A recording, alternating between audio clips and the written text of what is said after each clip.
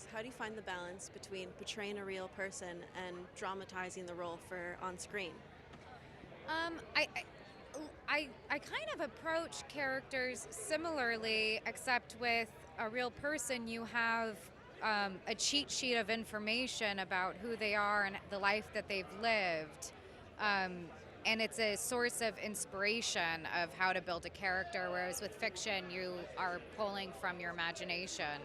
Um, there is a sense of responsibility, um, but as an actor, you already know that, and you hope that your real leaders, the director and the writers, you kind of alleviate yourself of a pressure and allow them to just be the leaders of the ship. My last question for you is what would you say you learned about yourself through this process as an actress? What did I learn about myself? It's been kind of an interesting couple years of a journey. Or maybe more like 3, 4 years. Um, it's my third time doing television. I guess fourth if I count the actual seasons. But every time I do it, it feels like a marathon, and I feel more tuned up every time I get to spend that many hours with a character, and it's to have the 7 hours of a character arc.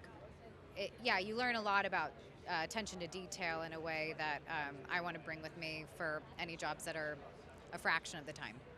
I'd love to know what was your initial reaction when first reading the script? That it felt very human. It's very natural and very authentic. It feels like the way people talk, which kind of sounds funny. Maybe I would think that like most movie scripts you read should feel that way, but David E. Kelley is very, very good at writing that type of very human, real dialogue. It's very easy to memorize, very easy to perform. It's very conversational. That was probably the first thing in the first couple pages. Were there any challenges you faced on set as an actor that maybe there was a moment perhaps that you felt like, wow, this is different from what I've experienced? I wouldn't say challenge. It was really a pleasure. It would be working with Lizzie Olsen. It would be watching her do her thing.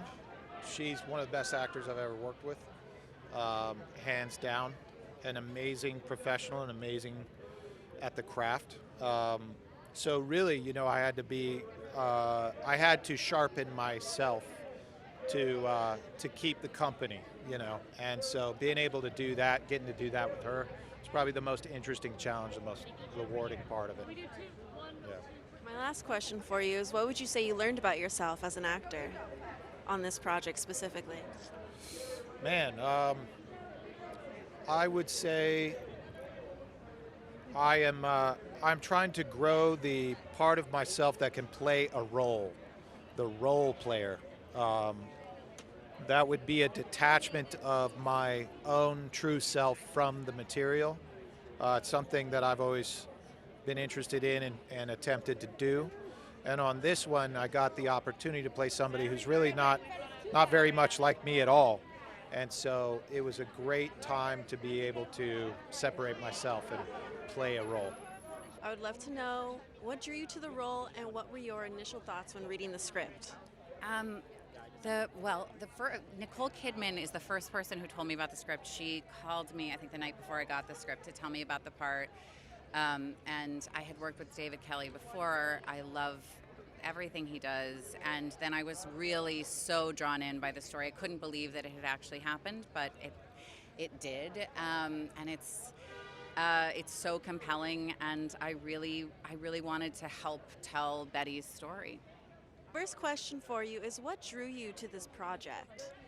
I was sent the Texas Monthly articles, and when I read them, I thought, oh my God, this is stranger. True life is stranger than fiction. I could not believe that this was true, and if it wasn't true, I don't think you could tell the story. And that fascinated me. But to me, it's much more about the crack in the American dream than a true crime story. I was really interested in exploring the characters and characters in that time, especially women who did everything right. They got married at 20, they had the 2 kids, they moved to the suburbs. Why did they feel so empty inside? What is that hole that is so deep it can't be filled? So that is psychologically really interesting to me. And I would love to ask you, how do you approach, balancing the real life aspect of it, but then also, dramatizing it for TV? Where do you find that fine line? Well, that is a great question because we really tried to follow the facts of the story and be true to that. And do we know what happened between two people in private rooms? Of course not. So that was created, but based on the facts of the story. And I think, again, when you're dealing with a true story and real people, you have to be very, very careful and show a lot of respect and restraint with how you approach it.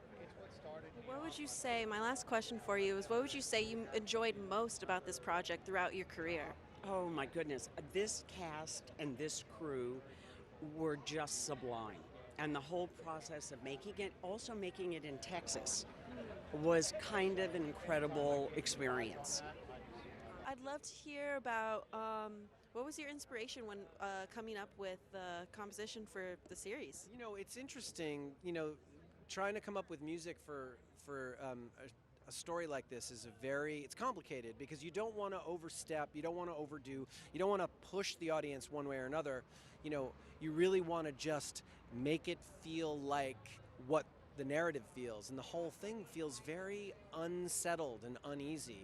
So that was sort of one of the things I wanted to try to do, is like make it feel uneasy and yet make it feel emotional, because there's an emotional part of the story that's sort of an important thing to connect with. But I never wanted to give the audience, I never wanted to give them license to feel. I wanted to let them do the feeling. So I was trying to stay out of the way and yet also connect emotionally with the characters. It's kind of an interesting tact to take. What would you say, what are other forms, artistic formats do you think inspire you in your music? I'm inspired by anything. I can see a painting, or I can hear a piece of music, or I can read a book, or I can, walk outside and hear the wind blow. Anything can be inspiring for music. So when a story is told so deeply and so well, it's easy for it to push me in a direction for music. My last question for you is, what was one of your initial reactions to watching the series and, thinking, all right, what am I going to bring? How am I going to bring this to life? That's an interesting question. When I first saw the show, they sent me all 8 episodes all at once so I could watch the entire series and how it worked.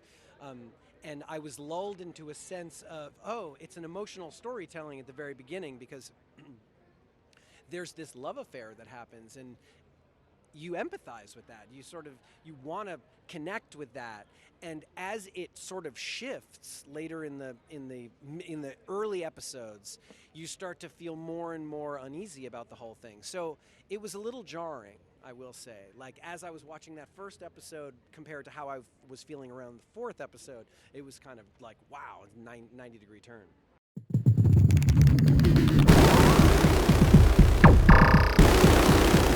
Woo!